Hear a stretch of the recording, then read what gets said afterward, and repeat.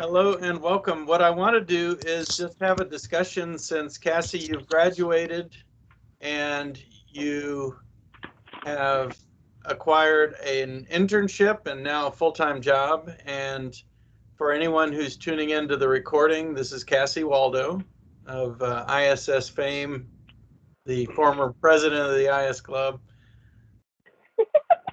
And I see Braxton's here with us. So Braxton, all the question asking is going to fall on you. So you're going to have to come up with something. Oh no. You've got this. So let's start from the beginning. A lot of people get anxious. Actually, Braxton, you've also secured a job, so you might be able to talk to this as well. This particular recording, hopefully, are you guys okay with me sharing this with students? That's fine. Yes. Posting it? Okay.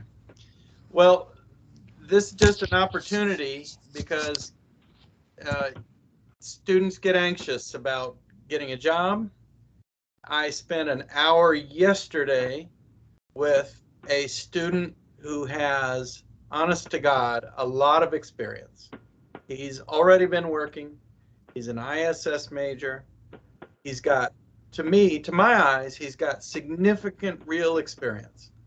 And he's capable, and I'll be darned if he wasn't racked up with imposter syndrome. So let's just start right there. How do you get over that? And so one thing I've noticed is that imposter syndrome causes people to not even apply. They talk themselves out of it, right? So did you have that, and how do you deal with that, or how did you deal with it? Well, I definitely did have that. And I dealt with that by talking to you, and you showed me a video that was super helpful. And I would recommend that video to like anybody because that video was super helpful. It was that TED Talk. Amy Cuddy. Yeah. Yes, that TED Talk. And it basically made me realize that everybody feels like this, or most people feel like this, and that it's completely normal to feel like this, but you're definitely, like 9 times out of 10, you're definitely more, what's the word I'm looking for? Like, you've got the experience, you've got like the knowledge, you've just got to go for it. Okay, and I just posted the link to it in the chat here, so I went ahead and put it in. So like at Media Current, for example, even like there's developers that have been there for 5 years. They've been at Media Current for 5 years. They've been, working with code for 10 plus years. They still feel imposter syndrome. They still feel like they don't know everything. I mean, you can't know everything, but there's people that have like 10 years of experience, and they're like, yeah, I still feel this. It's normal. I feel this every day, and I'm like, I'm over here with no experience, feeling like this, and you still feel like this. Will I ever get over this? But it's just a matter of believing in yourself and knowing that you are more than capable of doing anything that you put your mind to. Oh, well, let's bear down on that for a second, right? Okay. I mean, some things you're not capable. Maybe you're capable of, but you're going to fail at things. Oh yeah. Right. That failure's normal though. Like it's normal to fail.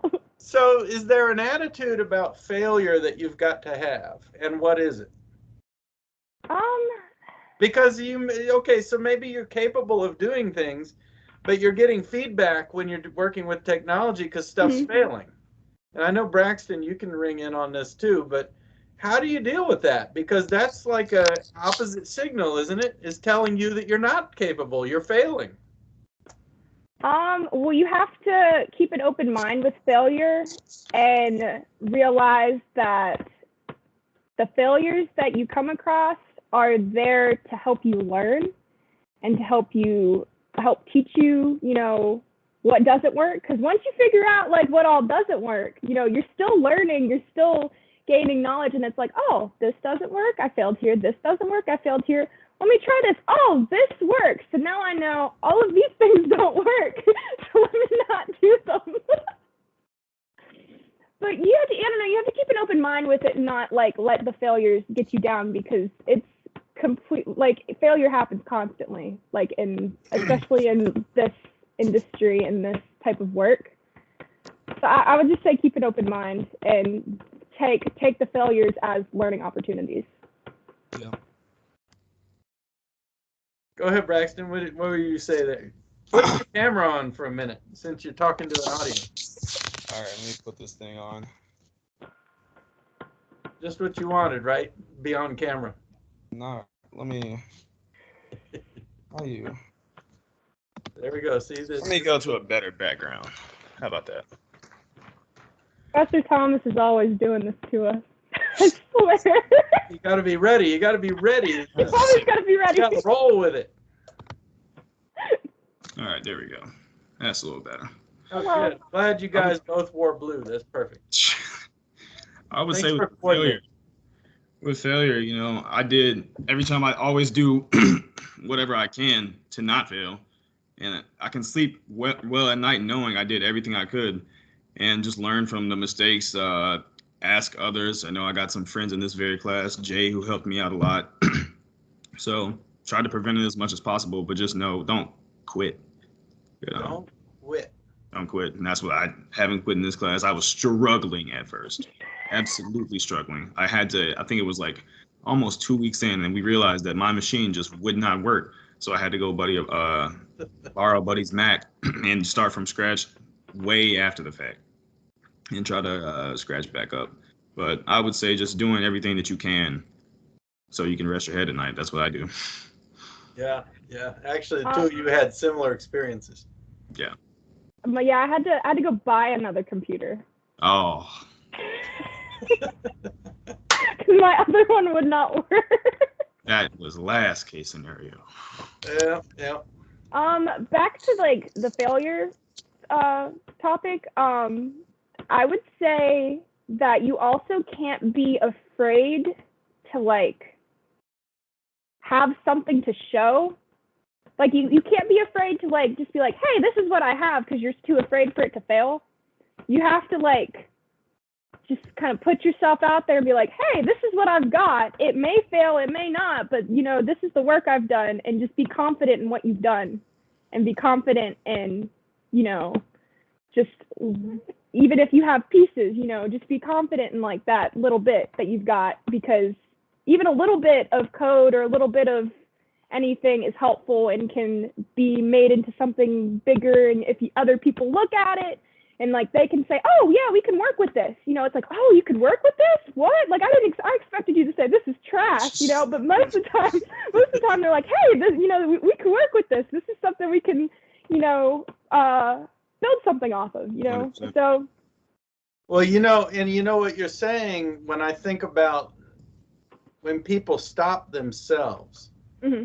I see it in the grades, right? I'll be watching the grades, and then someone will get to a point and they'll just stop.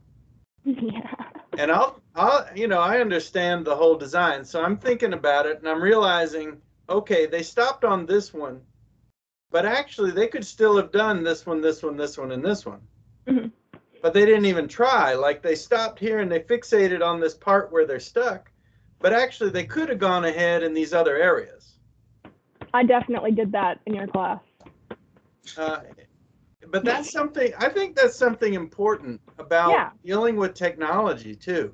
Like you hit a roadblock in one spot doesn't mean you're roadblocked everywhere. Yeah, you're right. You know, and the things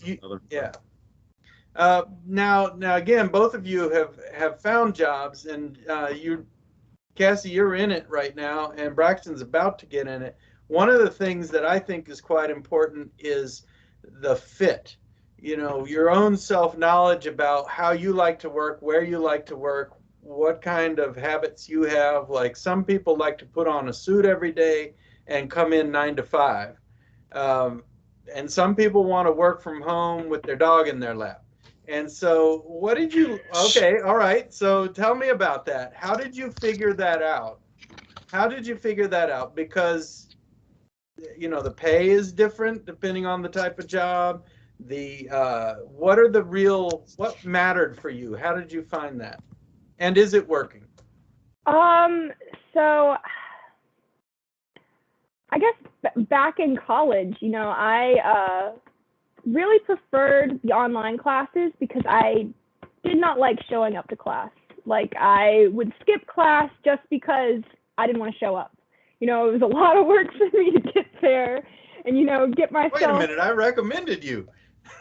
I know, but showing up was like, I don't know, I didn't like that. But then once I started taking the online classes and COVID hit, like, I was like, oh, I really like this. I really like this, like, remote learning and, like, aspect of, I don't know. I just liked the online aspect. I didn't have to get up and go anywhere. I didn't have to commute. I didn't have to spend the time commuting. I didn't have to spend the time, showing up to somewhere. I could just, oh, it's time for class. Boom, on my laptop there. And I really liked that. And then, when I heard that this was remote, I was like, ooh, I really like remote. And so far, working remotely, I've gotten to continue just, being online, and like I was taking my classes. So I was already used to it and already accustomed to it. So being remote was really good for me. And I also have my dogs. I didn't like leaving them. I didn't like having to worry like, oh, are my dog's going to be okay while I'm gone 8 hours a day. I don't have to worry about that. I can take breaks. I can take, a 15-minute break whenever I want to go let my dogs out to pee. That works for me. And it works for my dogs too. This is probably the best case scenario for me in my situation. Well, let me ask you one of the biggest anxieties people have about starting a position remote. How do you get to know people? How are you forming relationships? Are you meeting people? How is that working? Like, Well, the way Media Current works is they're huge on communication. We have Slack, which is similar to Discord. And I guess it's similar to Teams also, where we all communicate with each other. We have like group chats. We have like a general group chat with everyone. We have like different like fun ones. Like we have a pets channel. We have like different channels where we can constantly collaborate with each other and communicate. And I feel like that has been a huge help. There's also a couple meetings. Like there's one every 2 weeks with all of the women and at Media Current are invited, and there's like different meetings like that where you can just like talk to people and like get to know different people. There's also a weekly general meeting that Media Current has where they introduce the new people each time there's new people, and they'll have like a spotlight on different people, and like that really helps you get to know the different people. And then also like my manager will be like, hey, you're working with this person, and they'll set me up to like meet this person and talk to this person. And then orientation, like they've had tons of meetings where it was like, hey, get to know this person, meet this person, meet this person, meet this person. So they're really like, I don't know. But you're meeting through a virtual meeting like Yes. this, right? Yeah. Do people turn their cameras on? Yes.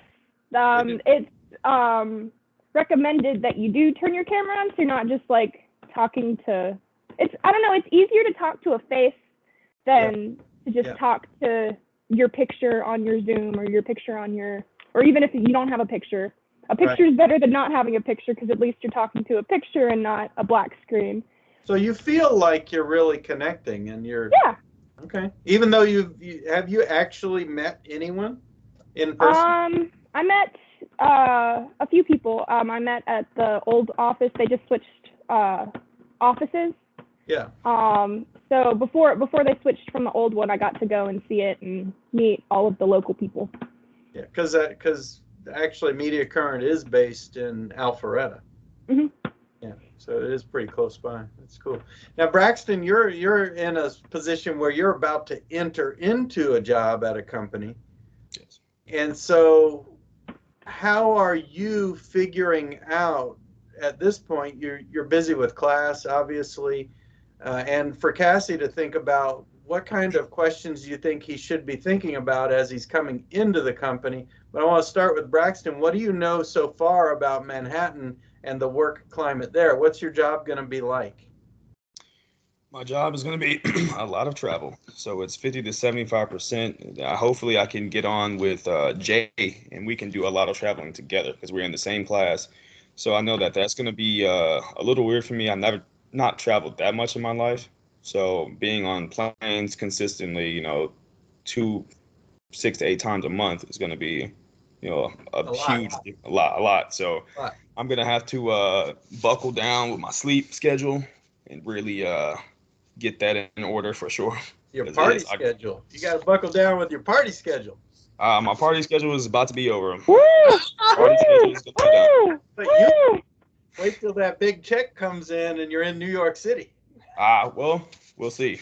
That's what I said. We'll see. I did that for a while as a I'd like to keep my job. I had a good time.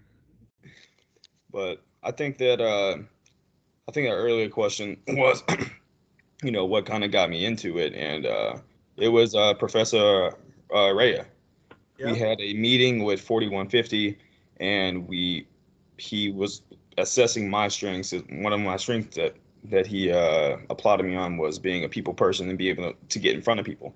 So there was a lunch and learn that Friday, and he was like, I really want you to be here. I really, really want you to be there. And I was like, you know what? All right, I'll go.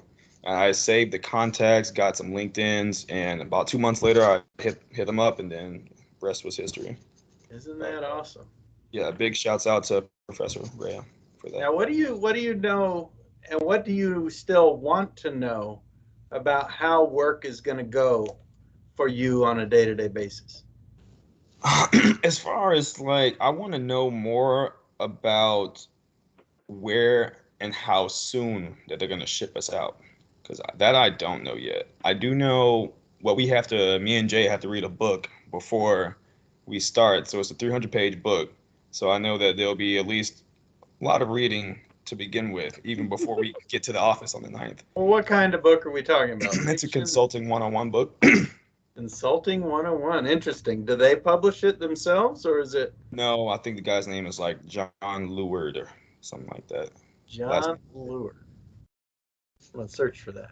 That first name might be wrong. I can look it up right here on my email, though. Give me 1 second. And Cassie, what is Braxton? What should he ask, or what do you think would be useful for him to be thinking about as he comes into the job? That's a good question. What do you wish you had asked in advance?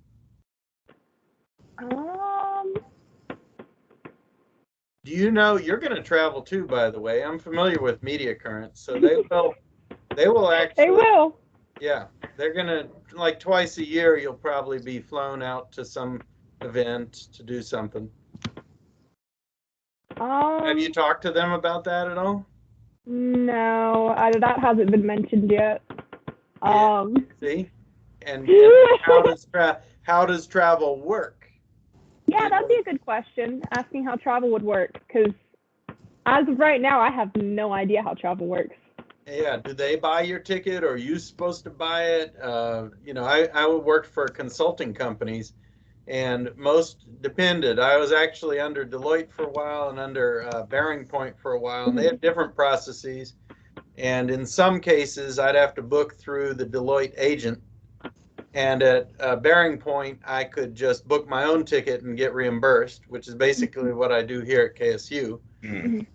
But at KSU, I have to book my own ticket through the KSU travel system. And then there's a bunch of paperwork and things. Yeah, that's a part of our beginning. With that book, we have to learn how to do an expense report with that book that we have to. Oh, that's true. Yeah. You have to log your hours too. That's something. See, Cassie, you don't have to worry about that. Mm-hmm. I don't think, right? They're not making you log hours? Oh, no, I have to log my own hours. Oh, you do? So do they? Yeah. Are they making you log hours on specific jobs for clients? Yes. Oh, well, then you're a consultant, basically. Oh, I am? Yes, you are. Well, so I have a bunch of projects, and I have to log on the individual. They have tickets for different things, and I have to Right. log on the individual ticket, and then I have to go back and log like like my actual time, and I have to add it to each. Like I spent 4 hours on working on this project, spent 3 on this. Yeah. Yep, you're a consultant. You're doing exactly what Braxton's about to be doing. Yeah. Interesting. Well, I'll tell you what's different is you're probably not doing as much face-to-face with the client as he's going to be doing. He's going to be on site. So you're going to be talking to people on site probably with requirement solicitation, things like that. I'm guessing, Cassie, in your case, you're already receiving requirements and you're having to build them into something. Yep. That becomes part of a feedback loop that someone like Braxton is they're going to grab your deliverable, go over to the client and say, this is what we're building, and this is how it's meeting the needs you said, and please sign off. And if they do, great. And most of the time they don't, and they say, well, actually, we wanted it like this. And then you go, and Braxton sends it back over, and then you work on it a while with you and 2 or 3 other people, and then it comes back. I'm suspecting you're going to be in that kind of. So you two are basically in the same domain, actually, even though you may not have realized it. Yeah. Cool. And then what'll happen at some point, if you get that consulting book posted up in the chat, at some point what'll happen is, because Media Current has people like Braxton too, who are out on the clients with the clients, is that you will have like DrupalCon or one of these big meetings, like a big conference or something, and Media Current will invite some of those clients, and some of the ones that have enough budget, they'll pay some of their people to come. And so, Braxton will show up there with the client, and you'll show up, and you might meet that client face to face. Like, Media Current might throw a big party for clients at some fancy restaurant. You guys will all show up there and schmooze with clients for the first time. So, those kinds of things happen too. What do you know about the trajectory of your job at this point? What do you know? What's next? Like, do you have any sense of what promotions look like, or your learning? Are there learning opportunities? That kind of. So, well, as far as learning opportunities, Media Current has like a mentorship program where you they have a channel in Slack that you can talk on and like say, hey, I'm interested in this. And then there's like a mentorship form you have to fill out on the Media Current website. And it basically sets you up with a mentor, and you can learn specific skills from them for, maybe 6 weeks or so. And I'm currently on my second one. I'm on my second mentor, and I plan to continue this as long as I can because, I'm learning things a lot quicker from someone specific than just like going in and like jumping in and working on stuff. Yeah. And then as far as like promotions and stuff, you pretty much have to advocate for yourself. If you sit here and wait for them to promote you, you're never going to get promoted. You have to like go up and say, hey, I want this, and this is why I want this, and I want this responsibility, and just advocate for yourself. Like, go all in, don't be afraid. Have you done that already? I mean, you're new, right? You're brand new. Well, I did it to get the internship. I was like, I want to be an intern. I want to work here. I think I'd be a great fit. And then, Schropp gave me like a nervous laugh, and then now I was an intern. I became an intern, and I ended up getting hired. I was like, hey, I want to work here. I think I'd be a great fit. You should hire me. And then Schropp was like, okay, well, now that I know that you want to get hired, we can do some next steps. I was like, yes, hire me. I want to get hired. Well, you know what though? That's funny, but it's so true. I mean, people don't ask for the job; they don't say they want it. Yes, you have to say you want it.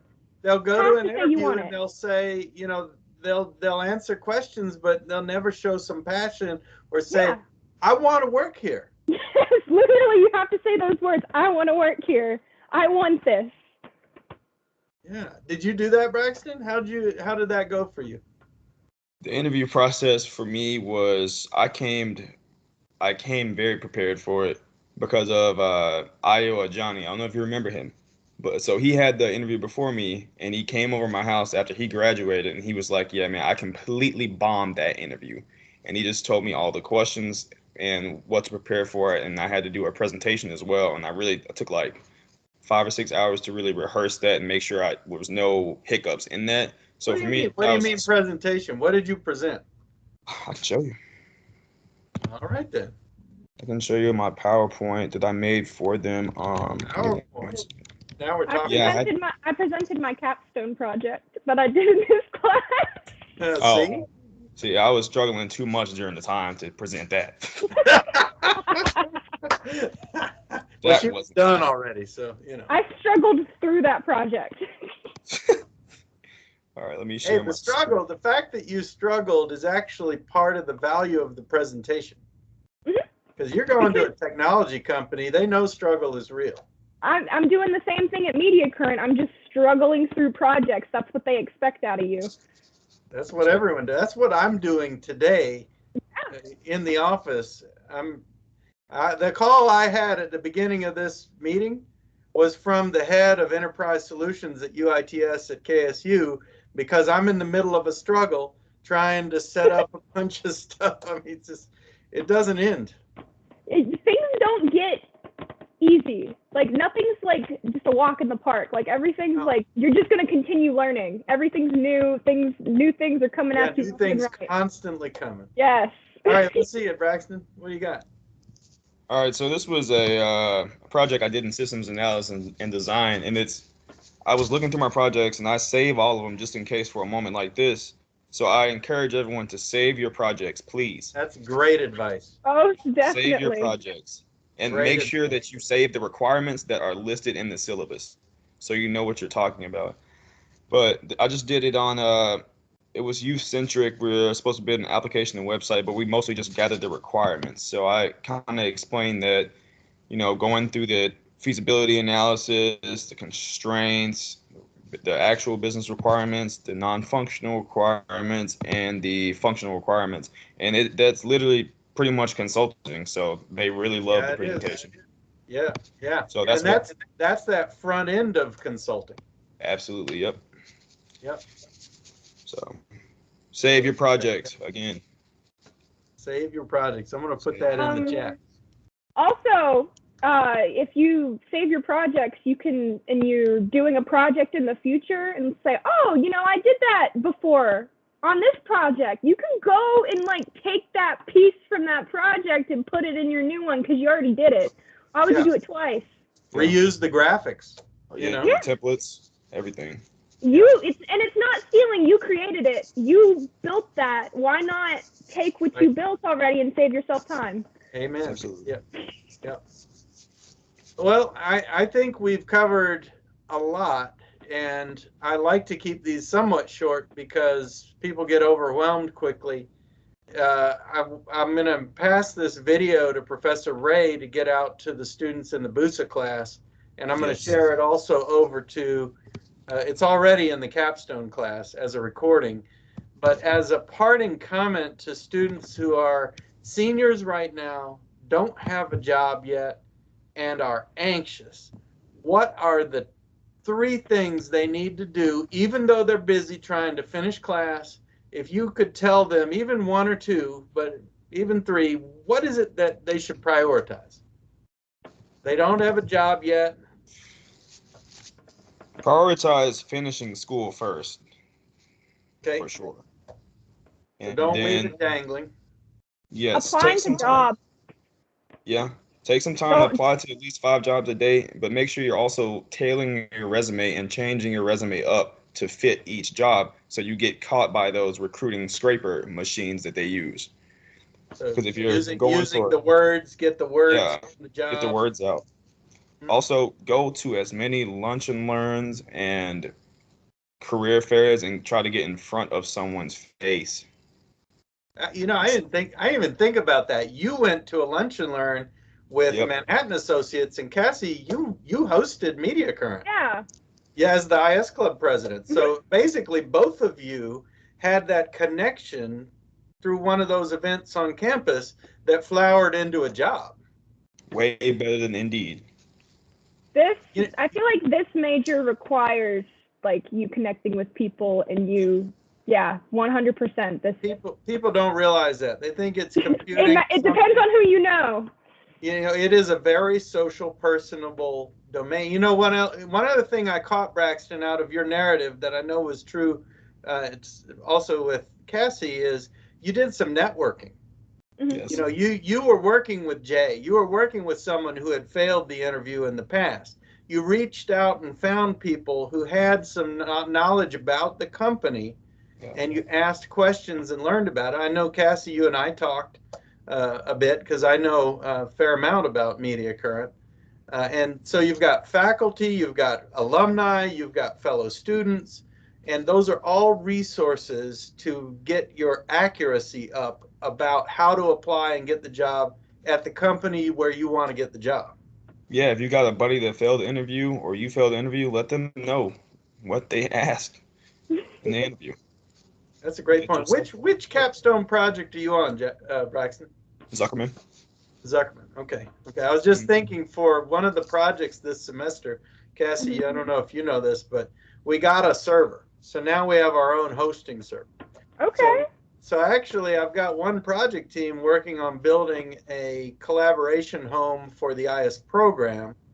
And it just strikes me that this is a type of collaboration we don't support very effectively that we could be.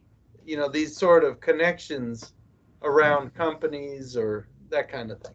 Just, it's an interesting thought. I hadn't connected. Any last thought? Yes. Don't procrastinate. Don't wait until the last minute to do things because, if you wait until the last minute, you can't do everything you need to do. Like, I know, like, most people I'm around, they like to wait until the last minute. Don't do it. It's not worth it. It screws you up. At like 9 times out of 10, it screws you up. Like, do things ahead of time, get it done, and then relax later. Like, that it makes a huge difference. Don't give up. Not many people know. Don't give up either. I dropped out of cashier for 2 years because I gave up. But I came back, and now it's about to be a wrap. So don't give up. I'm impressed you came back. It's hard to come back. Yeah. It was 2 years, long 2 years of just thought process of what am I gonna do? Am I gonna just stay working at Chipotle for the rest of my life? Oh no. You don't want that. Couldn't do that. It was too much work. Yeah, but you know how to make a rice bowl now. Oh, I mean, 2 years of experience doing the exact same repetitive motion every day. Couldn't do it. Excellent. But yeah, just don't give up. That's awesome. Keep going. Well, I appreciate you guys talking today. We'll go ahead. I'll wrap up the recording here.